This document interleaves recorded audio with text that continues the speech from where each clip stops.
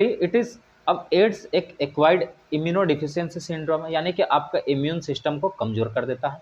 उसके बाद आपका बॉडी से जितना ये छेड़खानी करना चाहे कर ले सकता है, यहाँ तक कि आपको मार देता है जान से, ये होता। तो actually it is not a disease. क्या सोच रहे हैं मास्टर, पागल तो नहीं हो गया? नहीं नहीं नहीं, एक्चुअली में एड्स डिजीज नहीं है। एड्स सच में डिजीज नहीं है, एक सिंड्रोम है।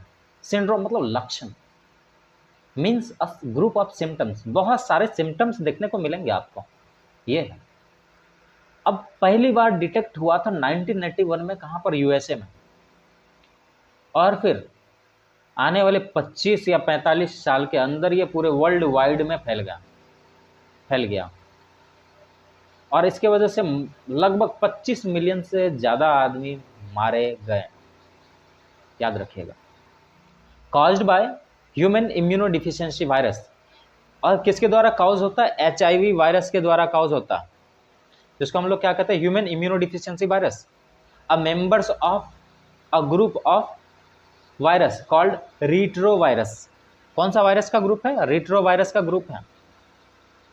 देवियों एंड सज्जनों, याद रखिएगा। ये देख लीजिए एड्स का पेशेंट का क्या हाल, और ये देख लीजिए डॉक्टर चेक कर रहे हैं, और यहाँ पर देख लीजिए एड्स का पेशेंट का क्या होता। Reduced skeleton.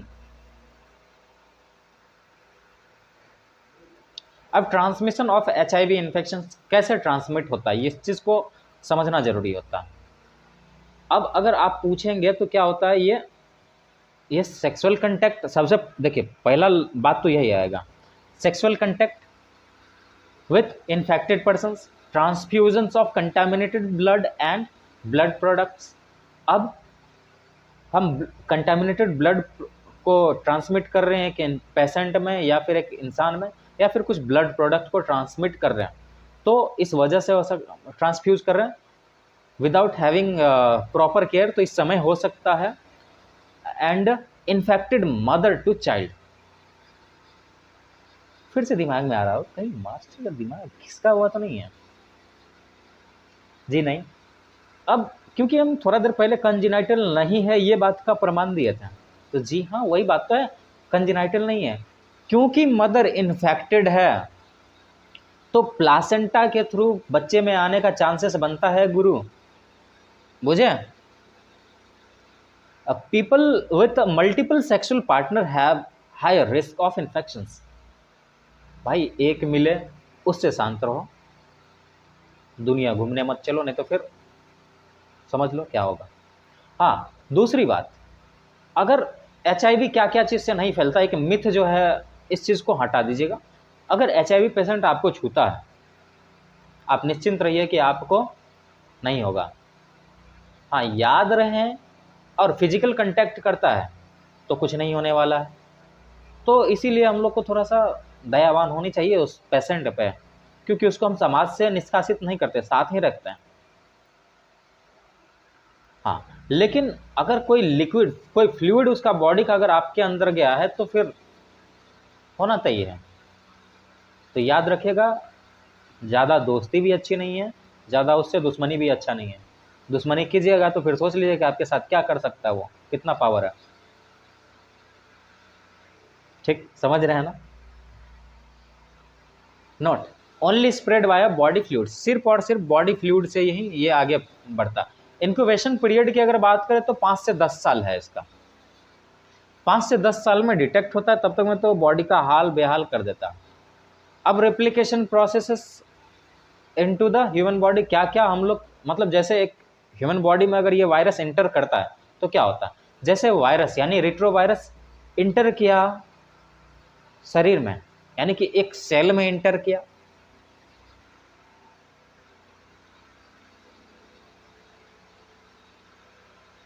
अजब है, अरे भाव खा रहा पेन। हाँ देख लीजिए, यहाँ से बना दे रहे हैं गुरु, क्योंकि ये सभी के सभी जो है आपका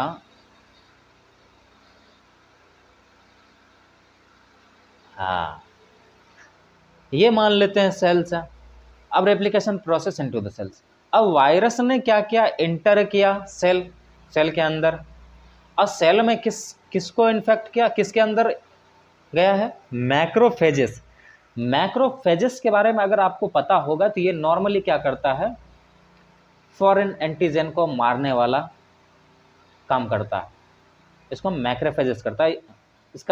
इसको इसलिए हम मैक्रोफेजेस कहते हैं, यानी आया कोई भी फॉरेन एंटीजन आया तो उसको पकड़ के खा लेता है, तो ये काम करता है नॉर्मली। अब उसी को पहले टारगेट उसी को किया, उसके अंदर गया। अब RNA genome of the virus replicate, अब RNA genome of virus replicate and form viral DNA.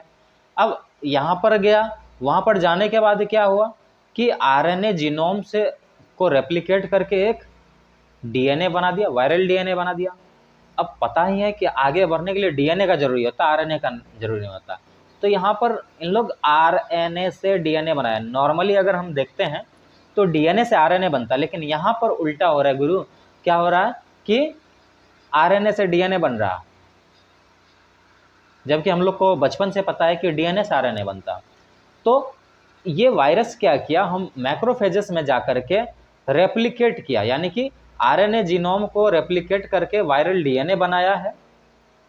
कौन सा एंजाइम के मदद से, रिवर्स ट्रांसक्रिप्टेज एंजाइम के मदद से, मतलब रिवर्स ट्रांसक्रिप्टेज एंजाइम के मदद से ये वायरल डीएनए बनाया। अब ये वायरल डीएनए को क्या किया, इनोकुलेट या इनकॉर्पोरेट कर दिया, यानी कि नॉर्मल सेल्स का डीएनए में डाल दिया, इसको डाल दिया गया और बोल दिया गया कि रेप्लिकेट करो।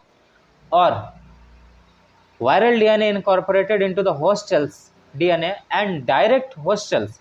अब उसको डायरेक्ट कर रहा है, यानी कि काम करवा रहा है उससे, direct to produce virus particles. अब उससे वायरस पार्टिकल्स का निर्माण करवा रहा है, ढेर सारे वायरस सेल्स का निर्माण करवा रहा है। The macrophages continues to produce virus as like HIV factory. अब जो है मैक्रोफेजेस इस तरीके से काम कर रहा है जैसे कि मान लीजिए मैक्रोफेजेस एक फैक्ट्री, HIV फैक्ट्री है, ढेर सारे HIV सेल्स को प्रोड्यूस कर रहा। नाउ अब दूसरा उसका टारगेट है हेल्पर टी सेल्स, जो याद रखता, जो हेल्प करता। Now HIV इंटर्स the helper T lymphocyte. देखिए टी सेल्स को हम टी लिम्फोसाइट भी कहते हैं। T lymphocyte and replicate and produce virus progeny.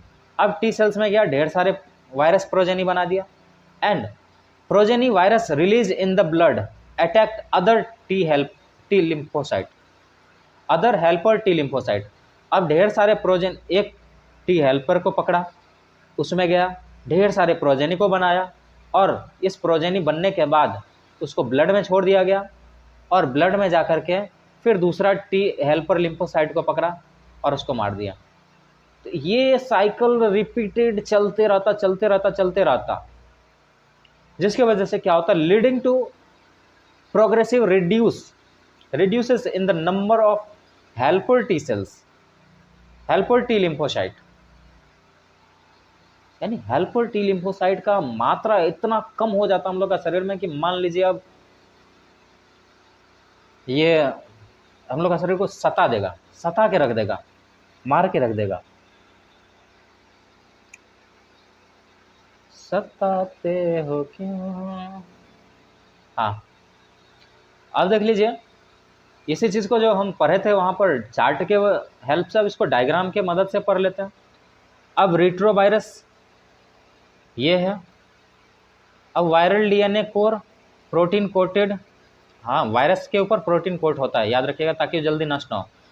Virus infect normal cell. अब ये नॉर्मल सेल्स है आपका, ये एक नॉर्मल सेल से इसको इन्फेक्ट किया। अब यहाँ पर क्या viral DNA is introduce into the host cell.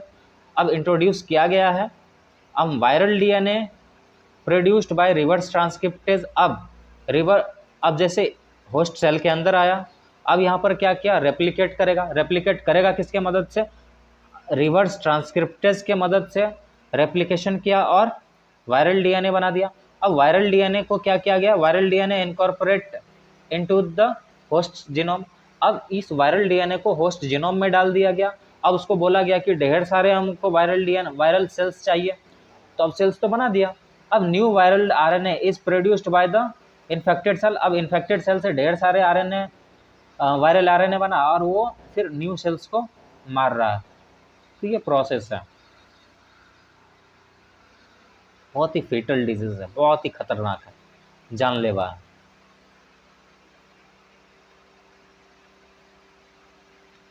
अब सिम्टम्स की अगर बात करें तो सिम्टम्स देख लीजिए क्या होता है। A person suffer from bots of fever, diarrhoea, weight loss. अब जिसको एड्स हुआ उसमें क्या क्या सिम्टम्स देखने को मिलेगा। बॉट्स ऑफ फीवर, पहले ये समझ लीजिए एक नया वर्ड है आपके लिए। बॉट्स ऑफ फीवर का मतलब होता है कि एक इंटरवल तक आपका फीवर का जो ग्राफ है पूरा हाई जाएगा, फिर सडन डाउन होगा, नॉर्मल पे आ जाएगा, फिर हाई जाएगा, फिर सडन डाउन नॉर्मल हो जाएगा, फिर ऐसे करके जाएगा। तो इसको हम बॉट्स ऑफ फीवर कहते हैं। इस तरीके से फीवर आता है, फिर डायरिया होता है, वेट, फीवर आ रहा है, डायरिया आ रहा है, वेट लॉस हो रहा है, तो वेट लॉस होना अनिवार्य है, नॉर्मल सी बात है, होगी ही। Due to decrease in number of T helper T cells, a person start suffering from infections. अब टी सेल्स का नंबर आपको घटता हुआ दिख रहा था पीछे जो पढ़े हैं, तो जिसके वजह से इन्फेक्शंस का नंबर बढ़ता जा रहा है। अब जिसके वजह से आपको normally bacteria, virus, fungi, parasite ये सब आकर के आपको सताता। अब बैक्टीरिया नॉर्मली आपको क्या सता, कौन सताता, माइकोबैक्टीरियम। तो अब माइकोबैक्टीरियम कहीं ना कहीं ट्यूबरक्लोसिस वाला आता है, यानी कि टीबी कॉज कर देगा आपको फ्री में, ये है।